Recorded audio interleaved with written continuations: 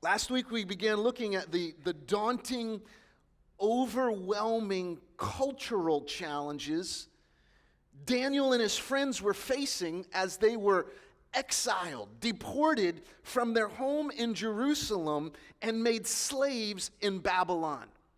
And it was there in Babylon, this foreign nation, this opposing power, this huge kingdom, that they were going to be indoctrinated and trained with all the false perspectives of Babylon, even the false religion of Babylon. These guys were going to have to study and learn so that they might not only survive, but that they might obey God, who had told them in Jeremiah, through the prophet Jeremiah, to go and to serve Babylon and to pray for Babylon and to seek its blessing. Even as they learn, they're going to become servants of a powerful, powerful king who will have a very different worldview than their own. We looked at these challenges and we felt the weight of them, because God's people throughout history will need the message of Daniel. Each group of people that serve God in their own time and in their own culture will face challenges about who they serve and how they serve. We all needed to be reminded that we can live faithfully in difficult contexts, difficult environments, and even faithfully in a toxic culture. A culture around us that often pulls in a very different direction than the way the Lord wants us headed. That's where Daniel and his friends find themselves. We began last week looking at 3 reasons we can live faithfully, 3 encouragements from Daniel chapter 1. And first of all, we saw, hey, we can live faithfully even in a difficult culture because God controls our situation even when we're in the midst of a fallen and broken world. We saw that God calls us to participate in the world that He governs. Yes, on the one hand, it's a good world, and there are good things in our culture. We're blessed with life and joy and hope in this world. But at the same time, the world and its cultures are fallen. They're infused and toxic with sin and unbelief, idolatry, self-centeredness, and evil. And in Daniel's story, we began learning that even though he has to vividly and live in a culture like Babylon, an idol-worshiping culture, we felt with Daniel last week the oppression and the discouragement and the sadness that he might have been feeling in an unbelieving and lost community. And we realized that God remains in control, that God still has a plan, that God is able to show His favor to people who will live faithfully like Daniel, even facing these incredible circumstances. This is what we learned last week. Let's pick up our story again in Daniel chapter 1 and verse 3, just to recap a few of these verses for those who are joining us new. The king, that's the king Nebuchadnezzar, the most powerful king in the world at that time. He ordered Ashpenaz, chief of his court officials, these were eunuchs. He ordered them to bring into the king's service from some of the captives of Jerusalem, some of the Israelites from the royal family and the nobility. They were to be young men without any physical defect, handsome, showing aptitude for every kind of learning. Why? Because they were going to have to learn all the ways of Babylon, this foreign culture. They were to be well informed, quick to understand, and qualified. What was their goal? To serve in the king's palace. This court official was to teach these young men, Daniel and his friends. He had a couple of big assignments for them, 4 big ones. He was to teach them the language and the literature of the Babylonians. They would study, learning a foreign language, all of the mythology of Babylon, of these false gods. Verse 5, the king Secondly, was going to give them their daily amount of food and wine from the king's table. They were to be trained for 3 years at Babylon University. And after that, they were to enter the king's service among those chosen. So fourthly, they're to serve the king. Among those chosen were some from Judah. His name was Daniel, Hananiah, Mishael, and Azariah. These are all Jewish names, beautiful names that represent the Lord. And that leads to the fourth cultural challenge. The chief official gave them new names, new identities. To Daniel, the name Belshazzar, which honors a false idol god. To Hananiah, Shadrach. To Mishael, Meshach. And to Azariah, Abednego. These names honoring these idols. Wow. Daniel and his friends must have wrestled with each aspect of their new assignment. All four of these things. How could they obey the words of the prophet Jeremiah to seek the peace and the welfare and to pray for the city and the leaders of Babylon, to pray for its good? How could they do that and at the same time be indoctrinated with a worldview that was contradictory to their belief in God, to a worldview calling them to serve an idol-worshiping nation? Wow. How they must have wrestled with this journey. One issue proved to be a sticking point. And this is where we left off last week. Your introduction and your recap is now over. Verse 8 says, "But Daniel resolved not to defile himself with the royal food and wine." This leads to a second encouragement, a second reason that we can live faithfully for the Lord in a difficult environment. Number two, and this is really our big idea for the day. We're going to spend a lot of time teaching through Daniel's resistance to authority. We're going to spend some time because, number two, we learn that God honors our wise moral choices. Our wise moral choices. Christian author Chuck Colson wrote an article for a magazine back in the early 1980s about a moral dilemma and the moral choices and the wisdom that Christians need in a difficult world. His main illustration in the article, titled "Taking a Stand When Law and Justice Conflict," is the story of a judge from Indiana in the Midwest. The judge's name was William Bontrager. He came across a peculiar case, and the judge, William, he was responsible for sentencing for this convict, for this person who was convicted of a crime. The person convicted of a crime was a Vietnam veteran named Fred Palmer. He was found guilty already by the courts for burglary. The crime was caused because of his involvement with drugs and alcohol in his life. When he was arrested, Indiana law required that a sentence of 10 to 20 years be appropriate for Fred Palmer's crime of burglary. However, here's where the judge found some tension in his decision making. A good judge, an honorable judge, found issuing the sentence more complicated than he imagined. To complicate issues, just 18 days after Fred's arrest, just 18 days, new laws were passed by the state.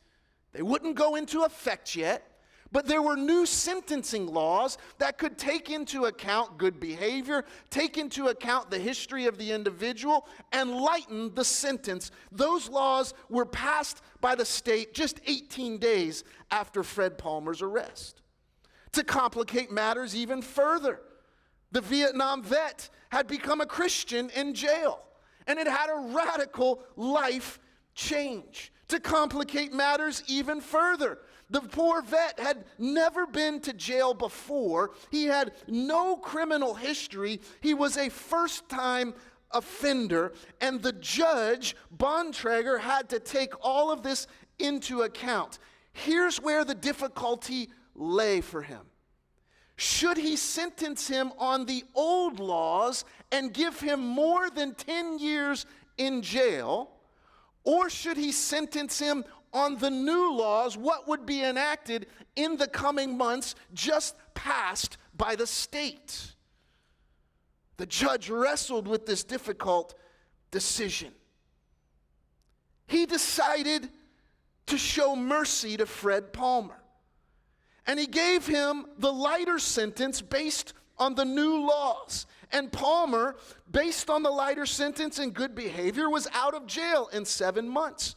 He had found a job. He was paying money back to the victims of the crime because of his newfound belief in Christ, which says, hey, you ought to make amends and show that you're sorry and seek forgiveness. He was paying money back for the crimes. Everything was going smoothly, and it seemed to be a wise decision, except the case made headlines.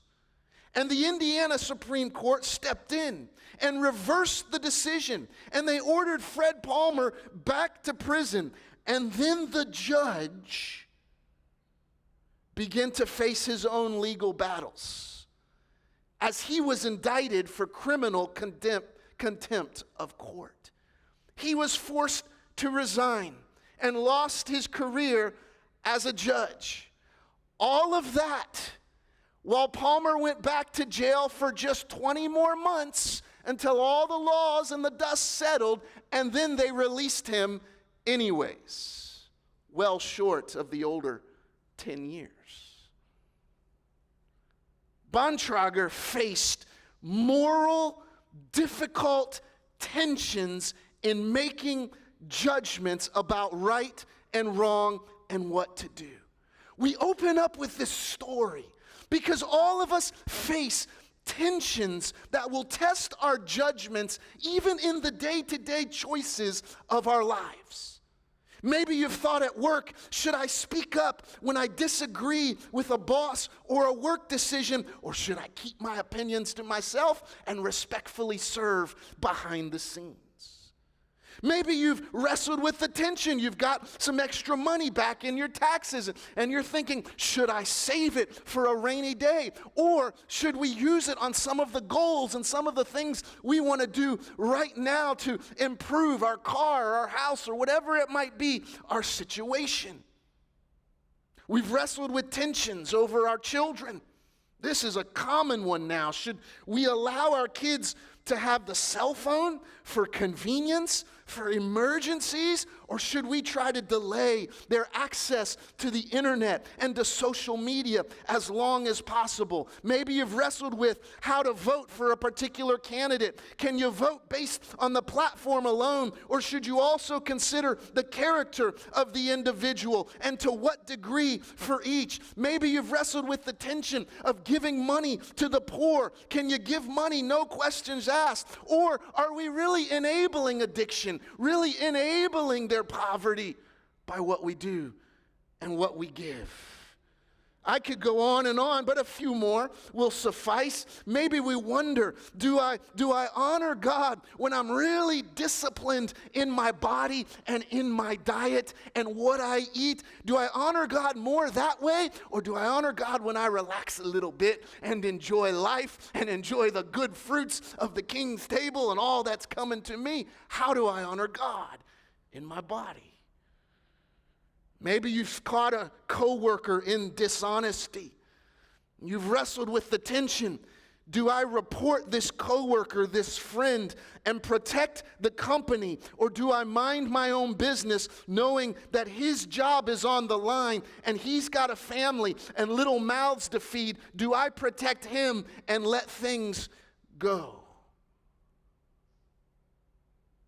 We wrestle with these tensions in this chapter, because the question of the chapter is about how we show wisdom in gray areas of our lives. How do we show wisdom in the tensions of our lives when there seem to be two truths or two goods competing or two bad choices competing for our attention? Now you're going to the book of Daniel, and some of you are pretty smart, and you would say, but Pastor Chad, Daniel, he stood up. He made a strong stance for right and wrong. And that's pretty simple, Pastor, isn't it? Didn't he just make a simple, strong stance, a moral choice? Oh, he did make a strong stance. I don't want to lighten that at all. He did put himself out there. But not so fast. Because it seems as Daniel's decision isn't as simple as we often make it out to be.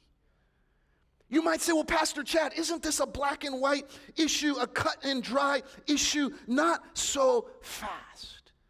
The better we study God's words, we realize that instead, Daniel was navigating very difficult tensions in a gray area where ultimately he made a choice based on his conscience before God. You say, how do you know that, Pastor Chad? I don't like Daniel to be wrestling with things. I like it to just be cut and dry. He knows what he's doing. He stands up for God. Case closed. Man, that's not what I see at all when we study the scriptures. You say, Pastor, how do you know? First, let's look at the big picture of Daniel. Let's look at the big picture of his life. And this is going to help you, I think, really see with some wisdom what life is like. Keep in mind that Daniel, and I know I had to put these things really small because I wanted you to see his life was really big. In fact, 65 plus years, he's going to serve Babylon.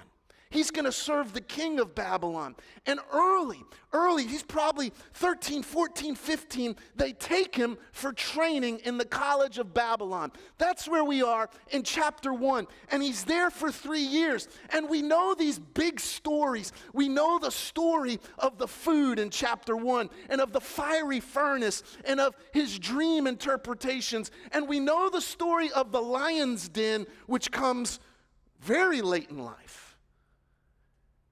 And you say, Pastor, why would you ask us to think about these things? Because I want you to see that most of Daniel's life was serving quietly. And from time to time, there was a conflict. And when there was a conflict and Daniel honored God faithfully, we know that God was there faithfully. But here we have 65 years of service, and there's a couple of big moments in his life that the scriptures highlight to show us God's miraculous hand on his life. But much of his life is pretty normal, just like much of our lives will be. Serving God faithfully, quietly, persistently, and from time to time there's going to be a big event or a crisis that's going to test our faith and challenge us. And yes, when we step up and love God in those crisis moments, God is faithful for us like he was with Daniel. So keep in mind, for the most part, Daniel would keep his head down. He would serve and survive and be a blessing of God's goodness to that lost foreign culture. Yes, Daniel and his friends were very courageous, even willing to lose their lives for their beliefs, but they didn't rush into rebellion. They didn't rush into martyrdom. They weren't seeking out religious conflict just for the sake of it to make a point. That's not the pattern we see in Daniel's life, who served the king of Babylon and other kings for 65 years. You say, Pastor, how do you know it wasn't cut and dry? First of all, look at the big picture. Secondly, when we read chapter 1, verse 8, but Daniel resolved not to defile himself with the royal food and wine. The fact of the matter is, scholars, biblical experts, aren't sure why Daniel made this difficult decision. They don't know why. Now I want to spend a few minutes on the possibilities, because these possibilities will help you see the tensions that Daniel was facing and the conflict in the scriptures. And as we go, oh, I don't like the tensions, as we sit in that space for a moment, that highlights further the wisdom for making tough decisions. And that's what chapter 1 is doing for us. It's highlighting wisdom for making tough choices. Why didn't Daniel eat the royal food? First of all, he didn't do this his whole life. Jewish law did not forbid eating meat or drinking wine. In fact, after a 3-year period was over, Daniel seems to have resumed a normal diet from the king's table. Let me show you why in chapter 10 and verse 2. When we skip way ahead in his life, we see another comment about food from Daniel, and another comment about saying no and fasting, though it's a shorter time and a later period in his life. He says this, "At that time, I, Daniel, mourned for 3 weeks. And for those 3 weeks, I ate no choice food, no meat or wine touched my lips. And I used no lotions," that's the supplies of the king, "at all until 3 weeks were over." The implication is that normally he was eating the food. Normally he was a part of the king's table. Wow. So, why did Daniel take a stand here at Babylon University for this period of time? There's a couple of possibilities. None of them are perfect. Let me just give them to you, because I want it to be complex for a minute. I want you to have your thinking brains on. 3 possibilities, all of them have problems for this riddle. One theory suggests perhaps Daniel said no to the meat and the wine because the food was sacrificed to idols. And he did not want to eat out of worship to false idols. It's a good theory. The problem with this theory is that vegetables were also sacrificed to idols, often. So it could have been related to idol worship, but we don't know for sure. So there's another suggestion, another theory or hint at something. Perhaps the food wasn't kosher. You know what we mean by kosher? That means prepared according to Jewish law. Perhaps the meat was a little too bloody, right? Perhaps the meat was pork, and they're not allowed to eat pork. Maybe it wasn't prepared according to Jewish holy law. And that's a pretty good idea, a good theory, because he would have felt defiled by this unkosher meat. But this theory doesn't account for the wine. There were no laws in Judaism about how the wine was prepared. So this theory doesn't take into account. Why does he reject the wine for this period? We still don't have a clear solution. Finally, the other possibility, and this is the one I kind of lean towards, but it's not clear as well, is that the emphasis of the food was on relationship to the king. And the king's meal was a way of showing approval and gaining loyalty and even covenant relationship with his new servants. And that Daniel was refraining from this meal because his trust was only going to be in God alone. God alone was his source, and his primary relationship, his ultimate king was not Nebuchadnezzar, but was God. And this was a way where he saw an opportunity to take a stand. He says, okay, we got to learn about Babylon. We got to speak like Babylon. We got to dress like Babylon. He's like, man, this is getting a little bit too much for me. We got to eat from the king's table, and he wants us to think he's our God and he's our source. And at some point he goes, wait a minute. This is a good opportunity for me to show my testimony. I don't feel right about a lot of this, but I'm going to take a stand right here and right now because God is my source. So that's a possibility.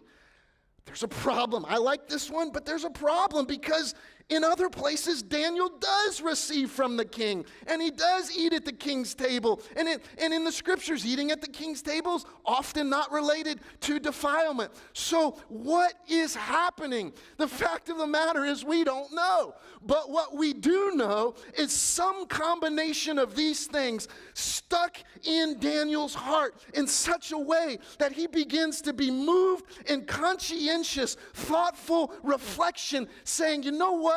I'm comfortable serving Babylon, but only to a certain point. And he draws a line in the sand for himself before God as a testimony to God's faithfulness. So what does wisdom look like in these tensions? Daniel's wisdom is highlighted in this, letter A. It is highlighted in the integrity of his conscience before God. Our judge, Bontrager, lost his job, but he had an integrity of conscience about what he decided to do. Daniel's life will be on the line, but he will not sacrifice the integrity of his conscience before God, his ultimate judge.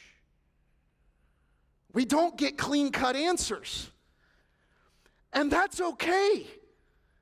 The picture we do get is one of Daniel who is trying to navigate these gray cultural influences, and while he navigates that, he wants to maintain his faithfulness as a matter of his own personal conscience. It's as if he's saying, okay, we've got to make some compromises here, guys. We've got to make this work as best we can, but let's try to survive. Let's make some adjustments. And yes, we're called to serve the king, but in the moment with this food, here's an opportunity to remind myself, to remind my fellow Jews, to remind these officials, to remind this king that our loyalties and trust and our hearts and our lives belong to God alone.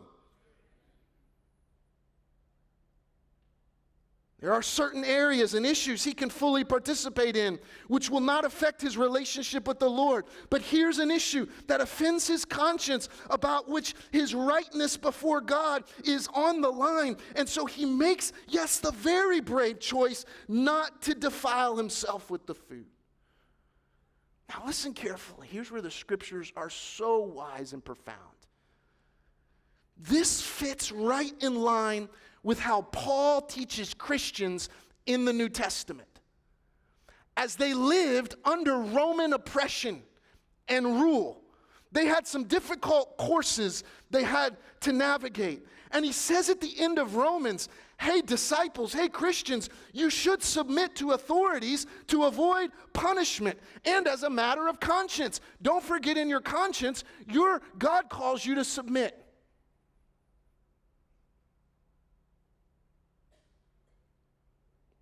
To these pagan Romans who serve idols and want to kill you. It's Romans 13:5. It's interesting in Romans 14. He also reminds the church that there's no kind of food that can make us unclean on its own. But food is cultural. And he recognizes that something cultural like food might defile a person's conscience, and that when that person makes a stand on something to act because God is their judge, they are to do so in love of God and love towards others in Christ. Paul says, food doesn't make you clean or unclean. It's your heart before God that matters. And Daniel shows his wisdom in, yes, letter A, his conscious choice to reject that food in that moment as a stand for his relationship with God. But also, let's keep reading. Verse 8, part B. He said, I'm not going to eat the food. But look what he does. He asks the chief official for permission to make this religious choice. Isn't that interesting? He asked the chief official for permission not to defile himself in this way. Now, God had caused the official God is there. God's approving how Daniel navigates these rough waters. Now, God had caused the official to show favor and compassion to Daniel as Daniel makes his stand.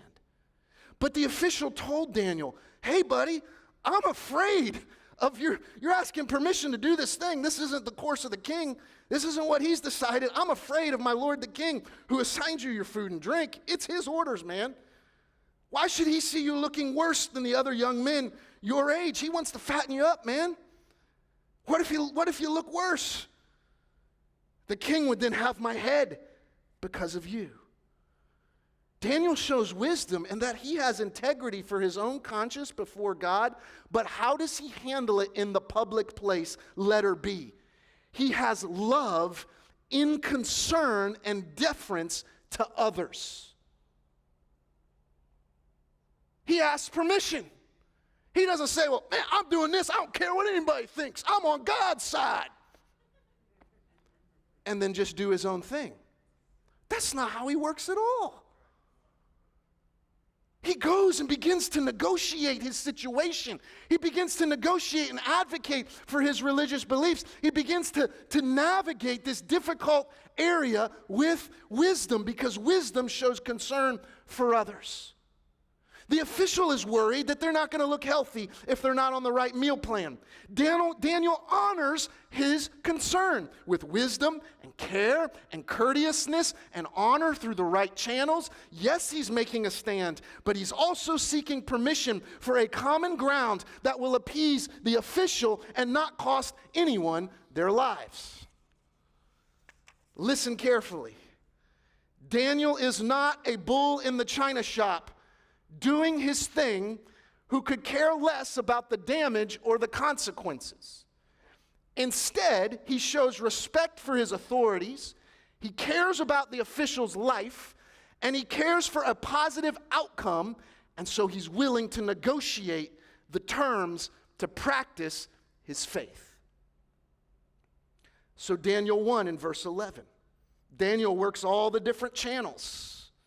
He thinks, yeah, okay, now this is, I don't know, is it sneaky? Maybe it is, maybe it isn't. But Daniel goes to the guard under the chief official. He says, well, maybe the guard will give me permission. He goes to the guard and he says to the guard whom the chief official had appointed over Daniel, Hananiah, Mishael, and Azariah, please test your servants. Maybe just for 10 days. Let's try it. We're trusting in God. He's going to make us healthy.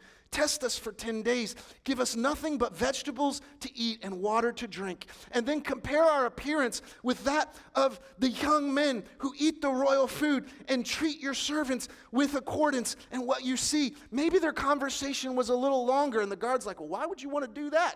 And Daniel just says, listen, because I love the Lord and the Lord wants me to eat this way for this time. And it doesn't all make sense to me, but I got to trust in the Lord. Unfortunately, some Christians get so black and white in their thinking that even with good intentions, they can lack the wisdom necessary to navigate the world around them, and they can even lack the love necessary for wisdom before God in caring about our decisions and their impact on others. A man came into my office. This is 6-7 years ago now. You won't know him, so I'm free to tell the story. I won't use his name. He came into my office needing benevolence help from the church, needing finances to help with rent, and car bills, and other things. And the church does that and helps people all throughout the year. We're happy and proud to do that. But it gives me an opportunity to have some discipleship and discuss finances and work and how we can be better stewards of our lives and ourselves. And he came in and I gave him counsel. I said, listen, tell me about your work situation. And his wife was working part-time. He hadn't had any work for some time. I said, listen, the number one goal you have is you've got to find work. And we prayed together. And the church supported him financially, and we prayed, Lord, help him find work. Man, I was so excited. Just a couple of weeks later, he had finally found a job. After being rejected everywhere, he finally found a place to work. He had got a good, stable job at like a company factory plant here in the Jacksonville areas over on the west side. Man, I was pumped. God was working in his life. 6-9 months later, maybe, he booked another meeting with me. Again, as he came into this meeting, prayed together. We always try to pray to start meetings. And the first thing I said, man, I'm thinking something different's on the radar. First thing I say is, man, how's your job going? So excited the Lord gave you that job. How's it going? He said, well, I lost my job, Pastor. And I'm going to need some benevolence help from the church. We're behind and this and that. Okay. And I thought to myself, well, they just hired you, right away. I'm not the smartest tool in the shed, but, I've been doing this for some time, and I think something doesn't make sense. Why would they hire you than just to let you go? I said, well, they just hired you. What happened? That was a good spot. He goes, well, I lost my job because I was sharing the gospel during work hours. And he said, after sharing the gospel with my coworkers all the time regularly and talking about Jesus, I received a warning from my boss. My boss came and said, listen, you're spending too much personal time on work hours. You need to focus on work and not talking about your faith so much. So the man, he kind of puffed out his chest a little bit and said, I told my boss I can't do that. I've got to share the gospel of Jesus. That's what God has called me to do. So I kept on doing what I was doing, and they fired me. So we're going to need some money for rent this month. And I think he thought I was going to be proud of him. I wasn't. I was shocked. And yet it was delicate because all of a sudden I can sound like the unspiritual one. Let me tell you something, church. There's something very spiritual about your day-to-day responsibilities. Very spiritual. And so I said, look, I commend you for your desire to share the gospel. But I have to disagree with you because you've lost your job with no clear plan of action. I said to him, I tell all people who are counseling with about jobs, I'm saying, don't leave a job unless you got something else lined up. Doesn't that make sense? Don't just leave a job. He said, well, I got to share the gospel. I got to obey God rather than man, Pastor. Now that irritated me because what he lacked before God as well, he may have had courage, but he lacked wisdom.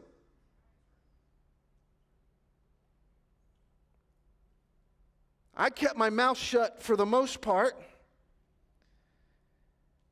And I said, listen, I just think if you find yourself again, ever in the future, in a situation like that, where sharing the gospel is going to cost you your job, there may be other ways you can make an impact for the Lord with wisdom and still share the gospel. As the conversation continued on, my disappointment with him was clear. Why? Because we had helped him financially. And guess what? I helped him financially again because I want to be merciful and gracious. And guess what? My displeasure over his lack of wisdom means he left the church and went somewhere else because of all the Christianese up in his mind.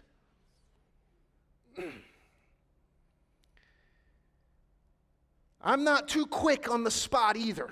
But as that day processed in my mind, I'm thinking, Lord, why do I feel uncomfortable with the stand he made? And I begin to talk it over with Amber, and I begin to think, and I want you to do this thought experiment with me for just a moment. Think about it. Are there other ways to navigate when we're in tension over things and there doesn't seem a good choice? Yes, God will make a way. Here are some things that if I was a little bit better Johnny on the spot, I could have said, listen, buddy, if you want to share the gospel, don't forget you're coming from poor financial management.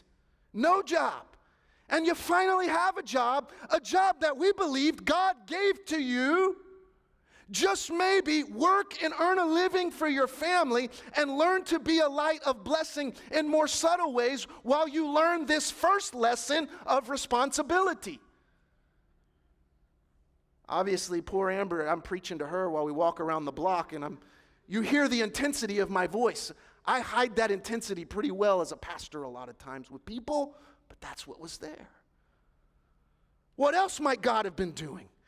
Maybe God was calling you to pray and fast for your boss's salvation.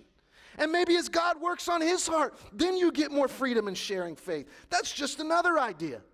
Maybe if a worker shows interest in your Christian faith, you take them out in honor of your boss on your lunch break, or you get together for coffee in the car before you walk into the work site, or after work, and you begin to pour out your heart as much as you want, and you still show wisdom as you share your faith.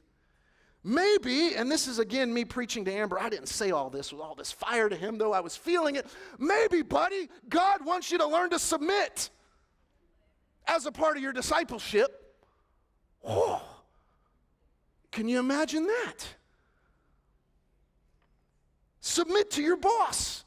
Maybe God wants you to learn a lesson of authority. After all, we prayed, and he gave you the job and was providing for you. You wanted to use spirituality as an excuse for your lack of wisdom. Maybe God wants you to learn not to make an idol out of your spirituality and spiritual language. Because in the end, if you think about it, he didn't have the courtesy and love to consider, how is my behavior affecting God's reputation? How is my willingness to obey orders a lesson from God? How is if I do this my own way and I lose my job sharing the gospel, how is that going to negatively impact my family whom God has given me to take care of financially and make a presumption on the church to bail me out? He was not considering with love his actions and how they might affect others. And what you're going to discover about the book of Daniel, that yes, the book of Daniel is telling the story of God's faithfulness. Yes, the book of Daniel is telling us a story about moral courage, which God requires from his people. And yes, the book of Daniel is going to tell us a story about God who holds the future prophetically. But the book of Daniel is also, and maybe even primarily, a book of wisdom being implemented in a very difficult world. Daniel 1 in verse 14. And so the guard agreed, and he tested Daniel and his friends for 10 days. And at the end of 10 days, they looked healthier and better nourished than any of the young men who ate the royal food. God was with them. God was showing that he is the one who ultimately makes us healthy and strong and able and fit for service. He's our ultimate source. Verse 16, so the guard took away their choice food for all of them and the wine they were to drink and gave them veggies instead. Folks, this verse encapsulates wisdom. Why? Because Daniel gets to rely on God. The official gets to keep his life, and the king gets healthy servants. Everybody gets what they want because of Daniel's wisdom. So why did Daniel's plan work? Was it because he was tapped into some secret diet long lost to the Babylonians and the modern world? No. And although vegetables are good for you, this isn't about diet. This is about trust in your source, who is God. Daniel is able to both express wholehearted dependence on God from a place of integrity in his conscience, and Daniel's plan worked because he shows relational savvy and honor to others affected by his decision. In short, Daniel's plan worked because it was wise. Now I have 5 minutes and we'll close. How do we apply point 2 to our lives? On the one hand, you live in a fallen culture that is evil. It is given to us by God, but it is fallen and broken in its sin, and that will exert its influence on you. Much of our fallen worldly culture, listen carefully, can be learned, navigated, understood, and even some of it accepted. Much of it is already accepted into our lives.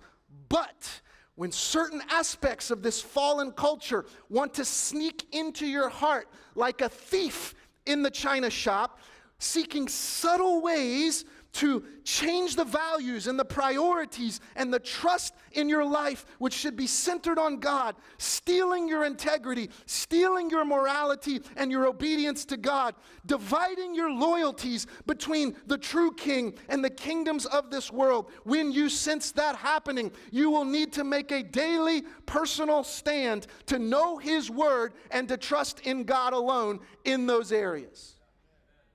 You live in a fallen culture and are influenced by it, and you need to be ready to make a stand. You live in and are also influenced by a fallen Christian culture that will exert its influence on you.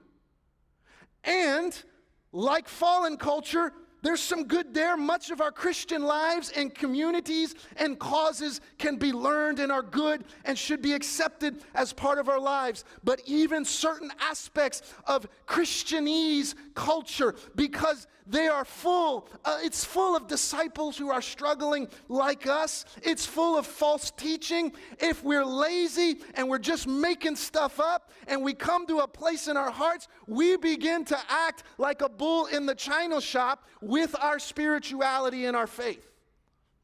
It's not a thief in the china shop that's a problem, it's a bull.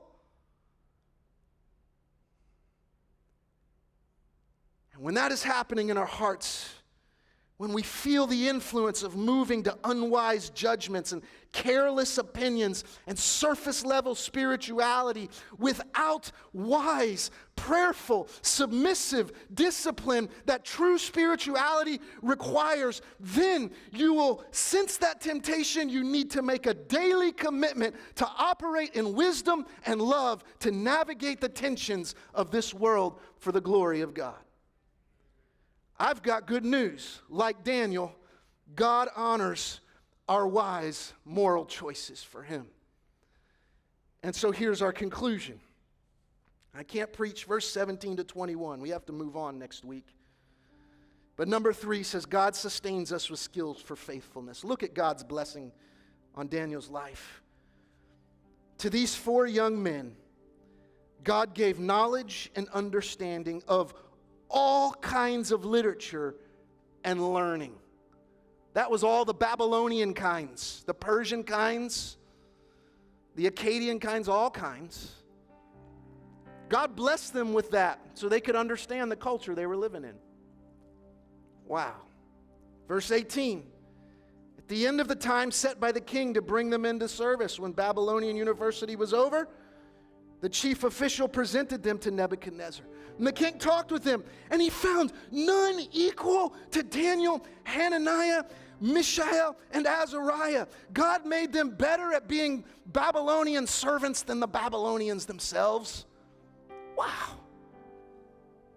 So they entered the king's service, and in every matter of wisdom, this is a wisdom book, in every matter of wisdom and understanding about which the king questioned them, he found them 10 times better than all the magicians and the enchanters and his whole kingdom, because they want to know about the future. But Daniel was wise in God, so he knew who held the future.